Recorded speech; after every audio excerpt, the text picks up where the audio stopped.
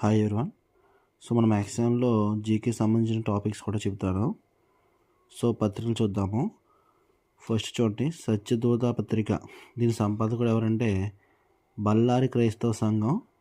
ఇది ఎప్పుడు స్టార్ట్ చేశారంటే 1835లో స్టార్ట్ చేశారు. ఎక్కడ ముద్రితమైందంటే మద్రాసులో ముద్రితమైంది. సో ఇక్కడ మీకు అర్థమయ్యేలాగా అంటే గుర్తుపెట్టుకుని చెప్తాను. బళ్ళారి అనేవారు సత్యం చెబుతారు. సో బళ్ళారి సత్యదూత పత్రిక ఎన్నిసార్లు చెప్పారంటే 1835 సార్లు చెప్పారన్నమాట. ఎక్కడ చెప్పారంటే మద్రాసులో చెప్పారు. నెక్స్ట్ క్రీసెంటు ఆంగ్ల పత్రిక, గాజుల లక్ష్మీ నరసాశెట్టి 1844 మద్రాసు. ఇక్కడ గాజుల లక్ష్మీ నరసాశెట్టికి సెంట్ అంటే ఇష్టం.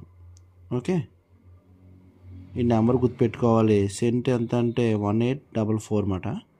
ఎక్కడ ఇష్టం అంటే మద్రాసులో ఇష్టం. ఆంధ్ర భాష సంజీవని కొక్కొండ వెంకటరత్నం పంతులు.